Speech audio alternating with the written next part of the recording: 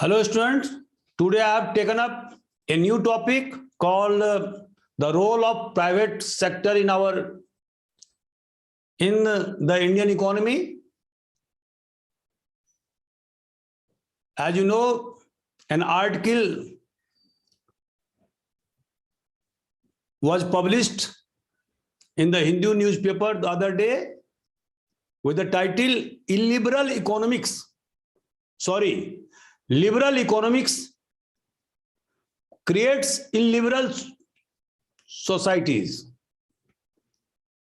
by Arun Mehra, and he has given the solution for the establishment of Gandhian socialism powered by cooperative economic enterprises. So I have chosen this topic. Why the author was compelled to write such type of article?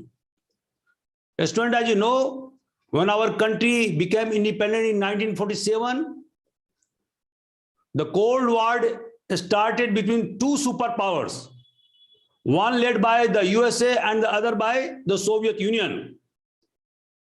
And in the economic world, what we see, a new economic order was established under the leadership of the USA, and the important organs of this new economic order were World Bank, IMF, and General Agreement on Trade and Tariff. So under the leadership of USA, and this new economic order still persists in the world economy, and now it is being challenged by the Chinese leadership. So what we see, that when our country became independent,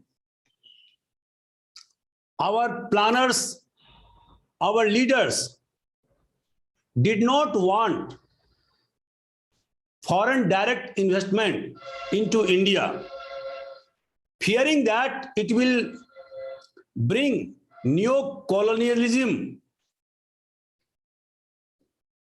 and thereby will choke our nascent industry. After a hard battle for 200 years, India got independence from the British imperialism. So India did not want to fall into the trap of neo-colonialism. And that's why India started or chartered its own course in the sphere of economic activities.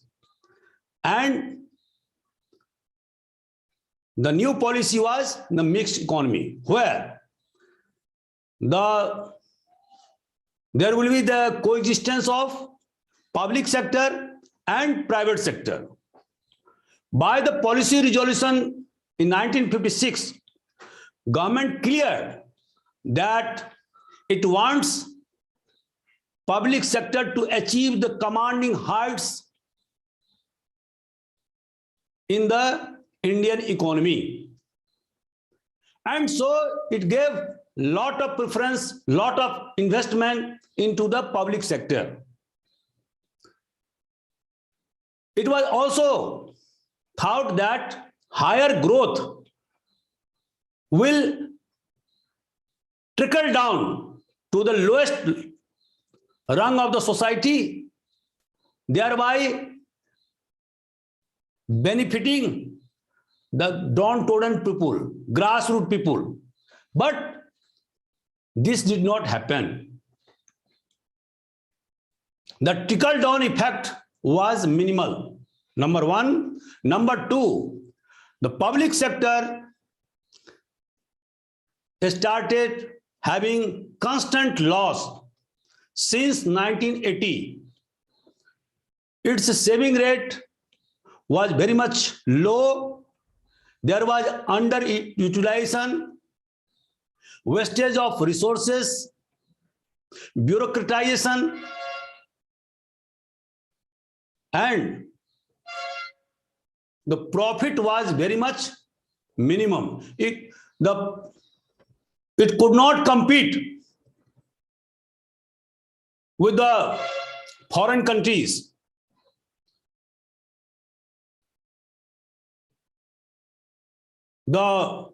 And that's why what you see that in 1991 government was compelled to open its economy, although it was a coincidence because of the Iraq war.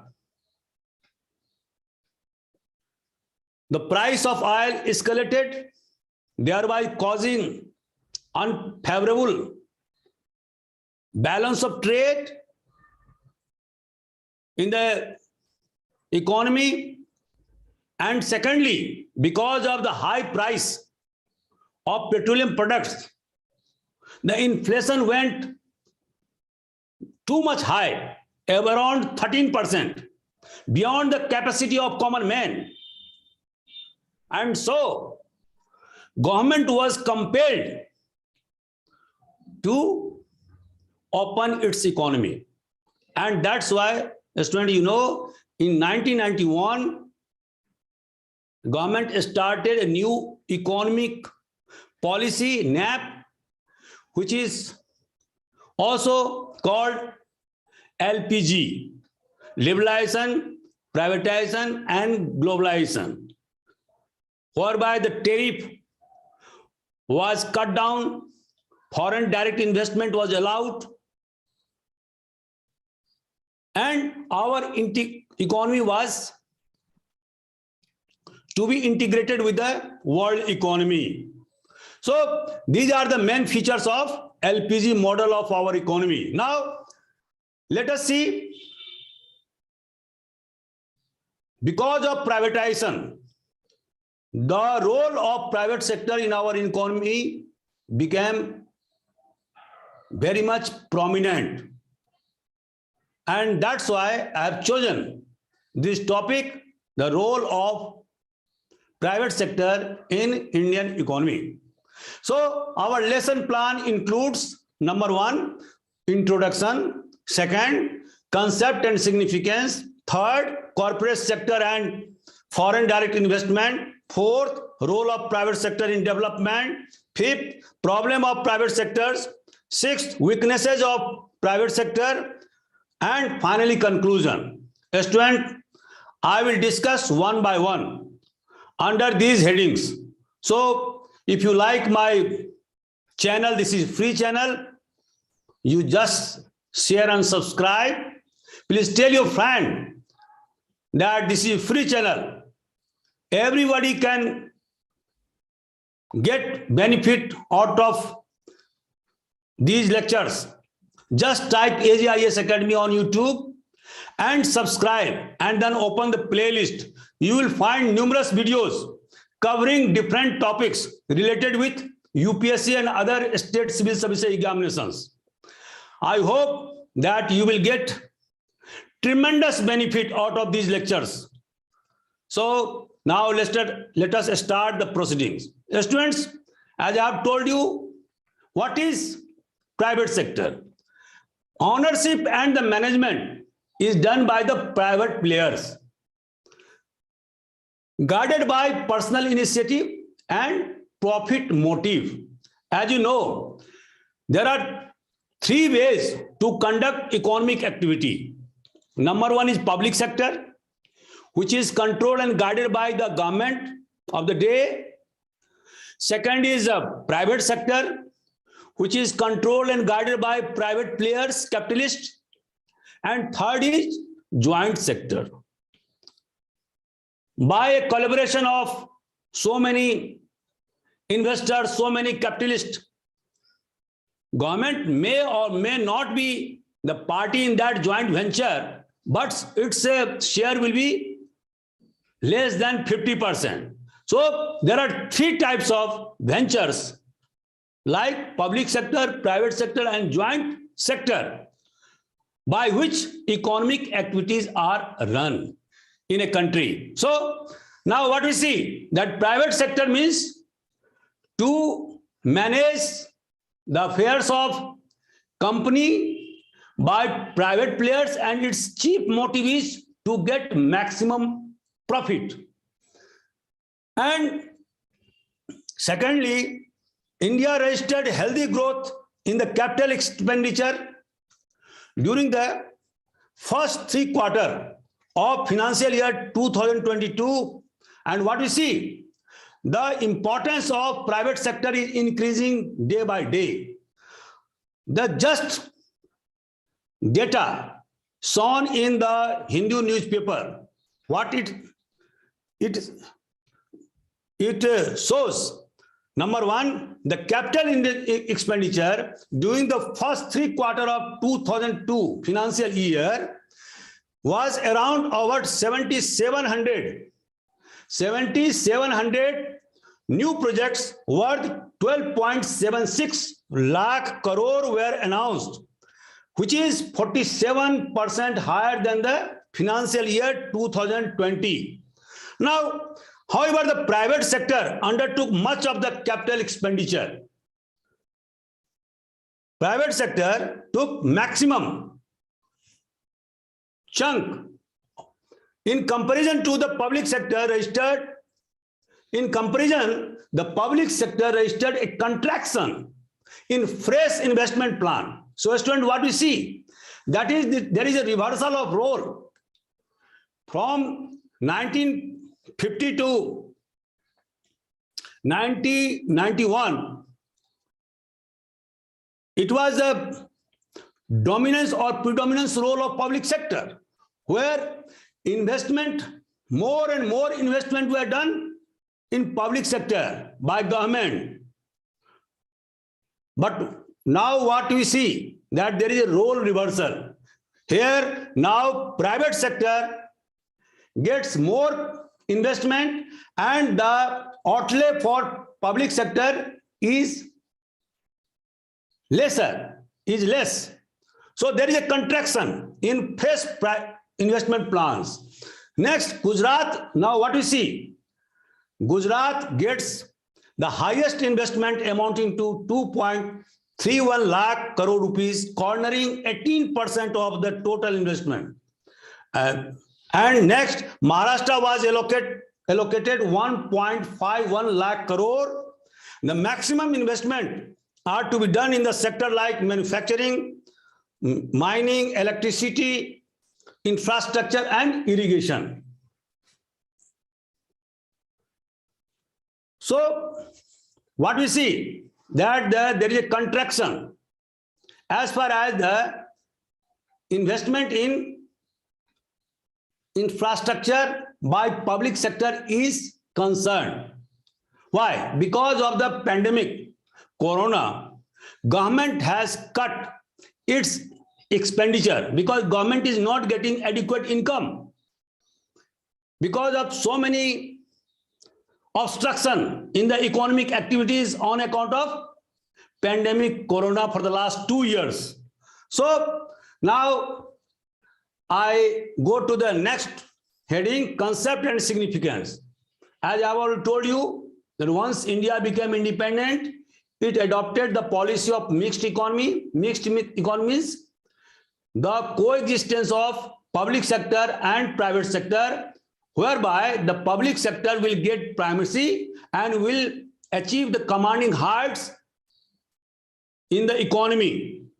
And for 30 to 35 years, government fully relied upon the performance of public sector, gave too much importance to public sector, but public sector could not stand the test of time. Its profitability was minimal. It could not compete with the foreign countries. Bureaucratization was too much. Wastage of resources was too much. Overstaffing was there. And so the margin of profit was very much minimum. Saving was less. And so it obstructed the capital formation, which is the basic element for the investment in an economy. So what we see that mutual liberalization was started, as I have told you, in 1991, whereby so many sectors in economy was opened. FDI was invited. The tariff was cut down. And the purpose was to integrate our economy with the world economy. Role of public sector diluted because of, I have already told you, that constant loss making. Number two, lower contribution in the national saving. Third, poor capacity utilization. Fourth, overstaffing, bureaucratization, and the wastage of scarce resources. So now, what we see, once this LPG model was started in India, it's followed where? Number one, raise the competition from the foreign firms, particularly the MNCs. Domestic producers suffered the shrinking of market because of their high prices and because of the poor quality of their products. And so, but the corporate sector expanded. So these are the special features of the privatization of Indian economy since 1991.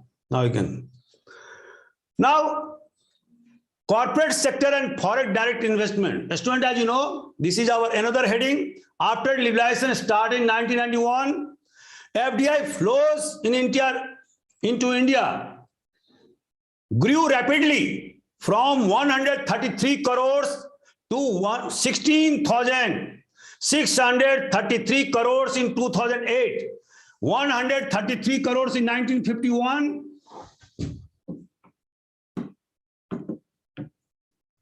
India has registered highest ever annual foreign direct investment inflow of $81.97 billion in 2020-21.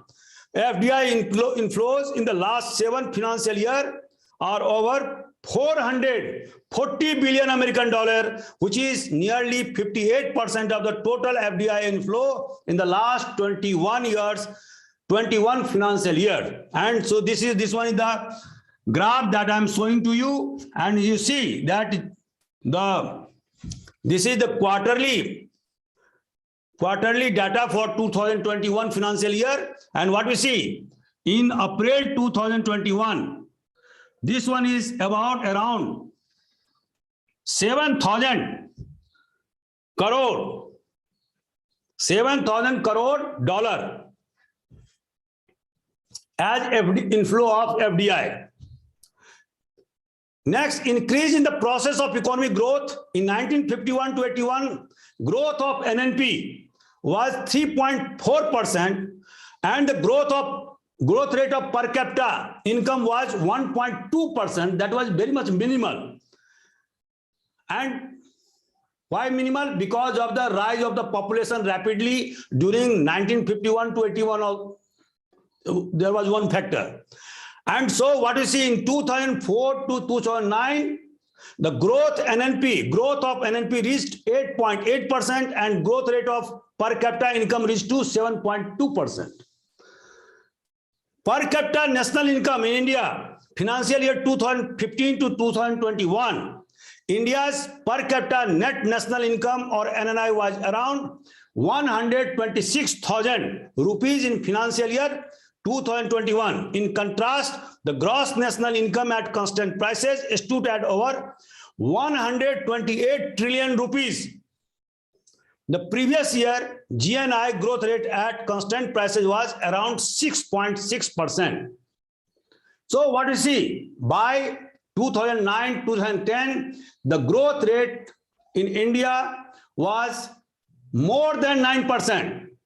Student, as you know, that for the last 30 years, from 1980 to 2010, the economy of China grew at the rate of 10% for 30 years. And that's why the Chinese economy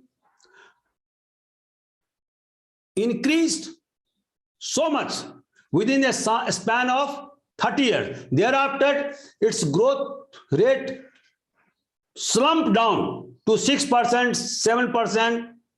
Now, in this year, what we see only 4%, as you are according to newspaper report. But the Chinese economy is now around 18 trillion American dollar. Because even after pandemic, its economy now bounced back and is on the right track of getting more than 7 to 8% growth, annual growth rate. So what we see that the sectoral growth rate in 2007 to 12, agriculture 4%, industry 10%, services 9.11%, in all total 9% high growth rate I will told you was achieved. A structural change in the economy. What is? In 2009, the contribution of agriculture in GDP was 17%.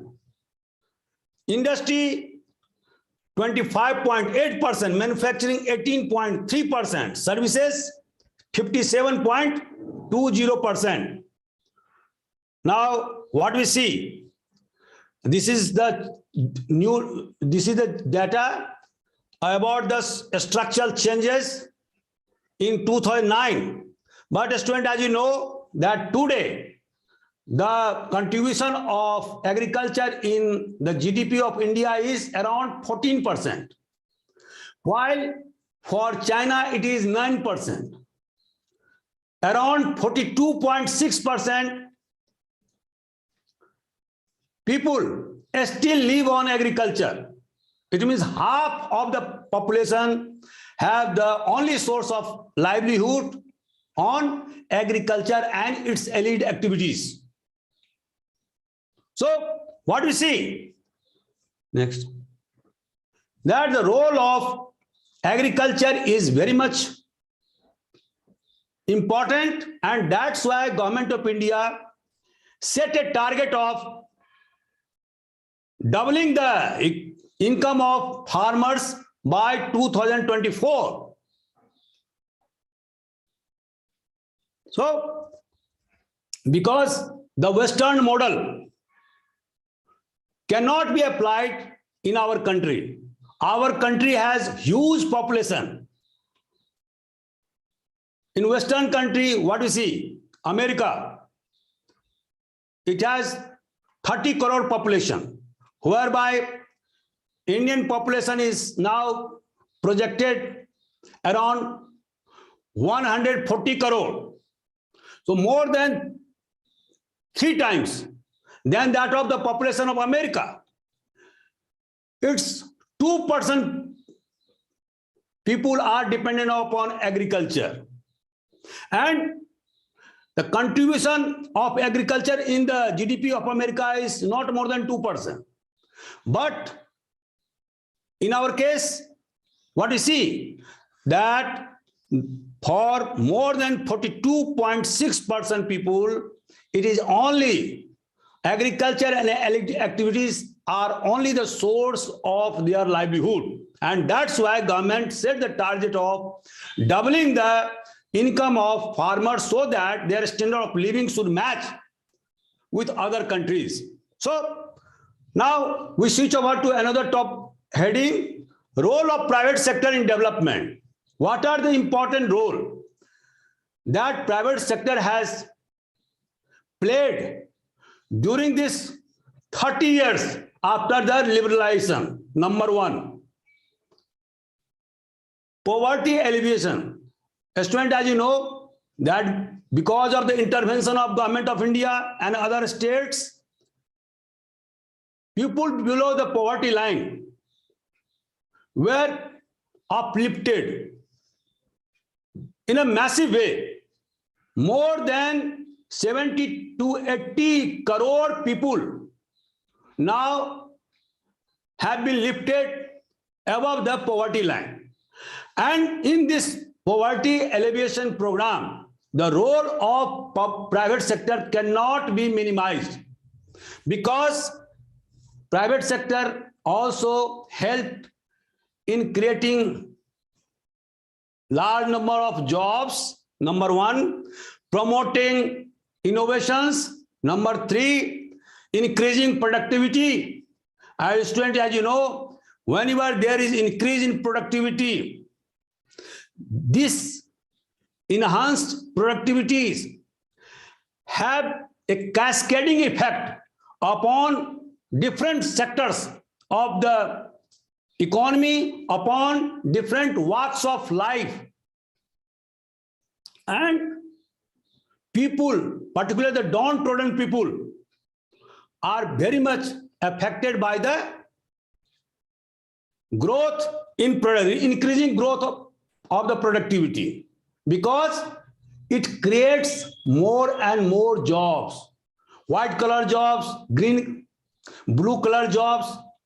And so the people of lowest rung get maximum benefit out of the increasing growth in productivity. Next, private sector raises the living standard and promotes opportunities. Next, employment.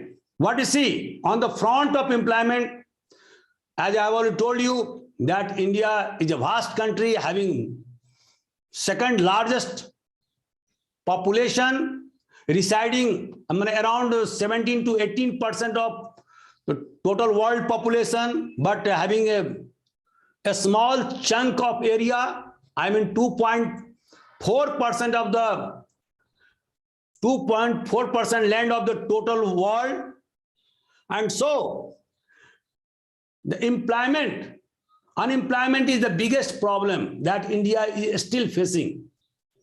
And so on the front of employment, what is the role of public sector? Number one, in 2007, the contribution of public sector in employment was 35%. No, public no, private sector. It was private sector, and its role, its share was 35%, around 93 lakhs out of 273 crore. Second, employment in services, percent of total employment model ILO in India was reported at 32.3% in 2020, according to the World Bank collection of development indicators. Next. Agriculture, as you know, that agriculture is in private sector. Agriculture and its allied activities like animal husbandry, poultry, fisheries, forestry, all these activities which are connected with lands are called agriculture and allied activities. Now, what you see that in agriculture, 42.6% people are engaged in agriculture, and its contribution in the GDP of Indian economy is 14%. Similarly, in trading, this is totally in either wholesale or retail trading. In both front, private sector plays a prominent role. Public sector or the activities of government is minimal in this field. And similarly, in education field, we see that lakhs, thousands and thousands of colleges, schools were opened by private players, whereby it gave avenues for those students who could not get admission into government colleges, schools. And so, on the front of the universalization of education, the role of private sector cannot be minimized. Similarly, on the front of health, private players opened so many hospitals, so many doctors were appointed in those hospitals. Their service are very much excellent in comparison to the service given by government hospitals. And so on the health front, what we see that the private players have played active role. Next. Now we switch over to another heading, Problem of private sector. What are the problems that private sectors are facing? Number one is profit motive. The most important motive for the private player is profit, to earn profit. This is their primary motive. And so this is also a constraint. Secondly, they just want to produce consumer durables for the use of, for the utility of higher classes. They want to produce luxurious goods for the consumption by higher classes, by rich people. They do not want to invest in capital intensive industries. Why? Because in those industries there is requirement of huge amount of money. Secondly, it requires long gestation period, and thereafter it start functioning and then giving producing. So they do not want to invest in capital goods industry. And student, as you know, that capital goods industries are the backbone of the industrialization of a country. After independence, what we saw, that the ratio between the capital goods industry and consumer industry was 33% and 66%. The Britishers deliberately avoided to install capital goods industries for the sake of their own domestic industries. And so they focused more on consumer goods industry rather than on capital goods industry. Here what we see, that private players also insist or gives primacy on the consumer durables. Next is monopoly concentration of wealth. What do you see? A student, that one of the problem that private sector is facing is that monopoly and concentration of wealth in a few hands. The present position is that 1% of the people have 22% of the national income.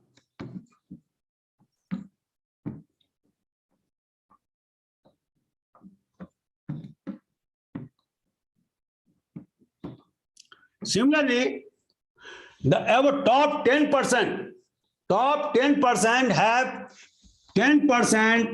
have how much? 57% of the national income. So you can see that how much our society is unequal. Our society, Indian society, has become a glaring example of inequalities, where the gap between rich and poor is widening day by day. And so this is a very disturbing fact. And since independence from 1947 to 80, what we see, that although the growth rate was not too much, but the gap between the rich and the poor was reducing, coming down. Now, after the introduction of LPG model, I mean liberalization, privatization, globalization, what you see? That the gap is widening with the passage of every day. So, monopoly and concentration of wealth in few hands, and now industrial disputes.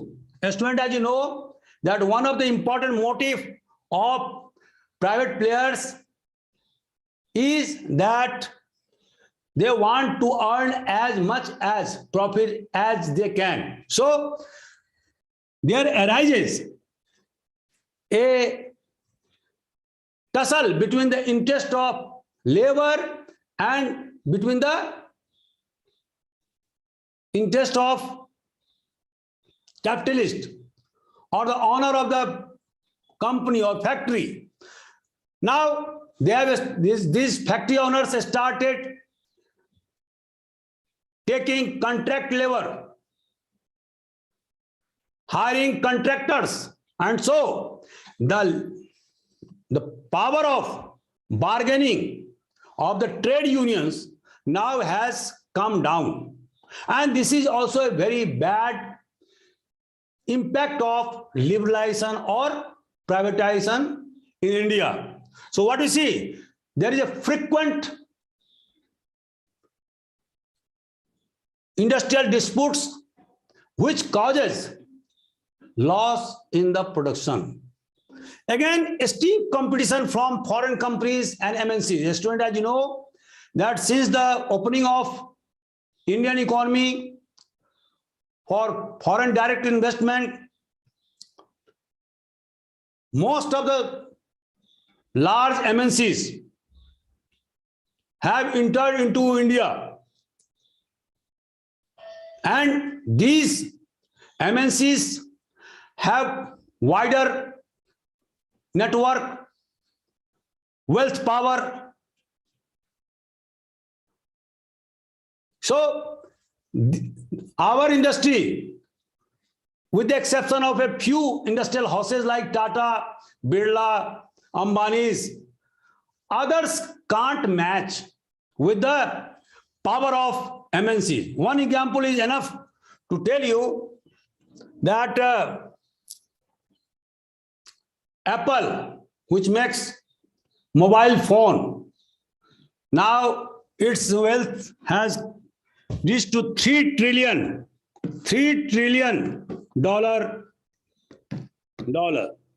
What does this mean?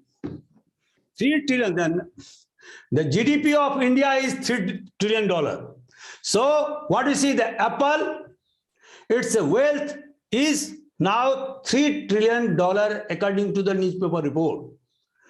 So what you see, that the wealth or the income of MNCs are in most cases more than that of the smaller countries. And that's why they have the power to manipulate, they have the wider connectivity, and so the other private players of a small magnitude can't match with the power of MNCs. Next. Now, another point is industrial sickness. And India always suffers on this count, and that's why, because of the industrial sickness, NPA, non-performing assets, which are more than 33,000 crore, is still to be taken from these owners of industry. And this is one of the biggest problems that India is facing.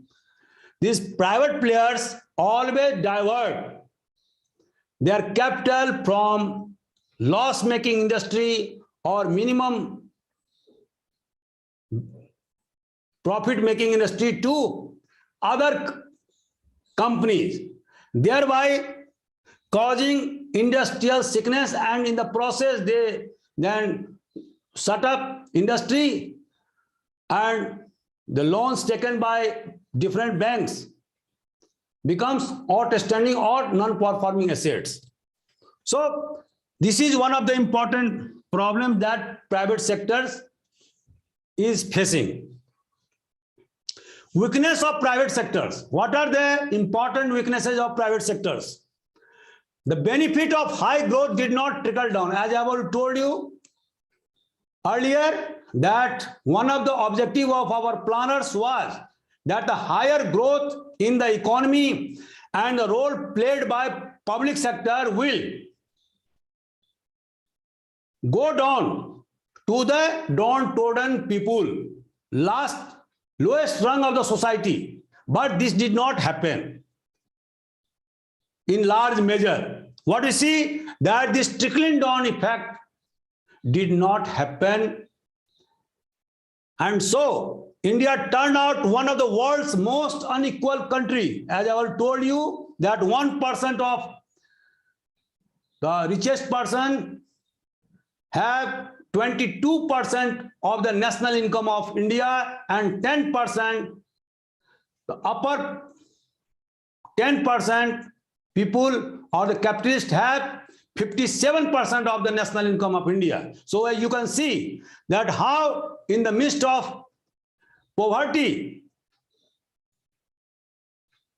there is an elite classes of rich people. So this is just a disturbing fact. This is wrong for the health of our body politic. Disinvestment of the public sector resulted into rich becoming more richer, and again greater access to opportunity by the rich, and the gap between the haves and have-nots became wider with the passage of time. Privatization led to denial of basic human needs of the majority of people. It led to wanton destruction of the natural resources, thereby causing ecological imbalance in the society. And I already told you that the most important impulse or motive for the private player is to earn profit. And that's why they have this privatization have led wanton destruction of natural resources, thereby causing ecological imbalance in our society. This is a very, very important or the bad impact of privatization in India. And under frustration, what you see? Under frustration, the majority of people now vote for authoritarian regime. Again, political parties whip up the sentiments of nationalism in order to divert the majority of people or the poor people from the real issues. And people lost hope in the capacity of democracy and secularism. So students, democratic system, what is the difference between democratic system and communist system? Communist system is governed by a totalitarian regime, whereby there is no opposition against their decision, and this results into quick action.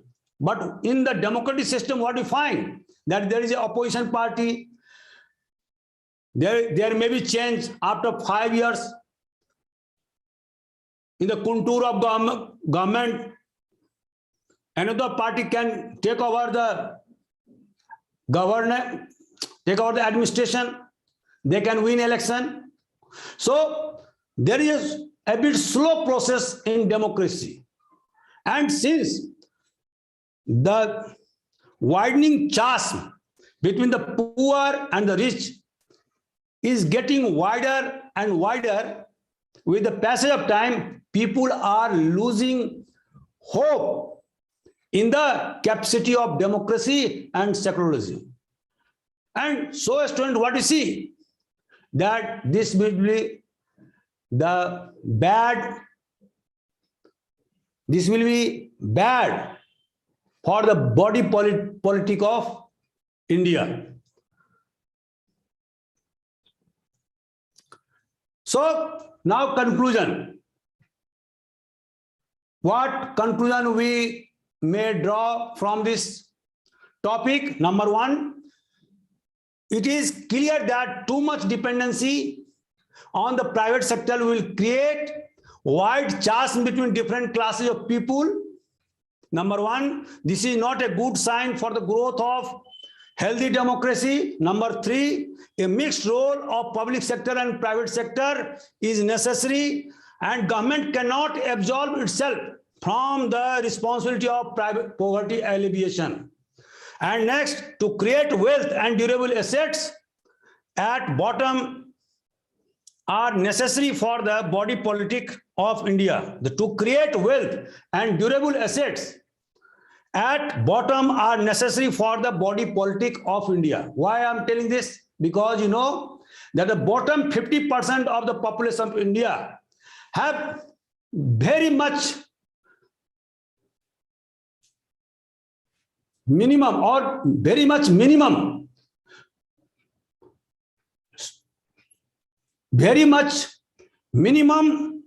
durable assets to fall back upon rainy days.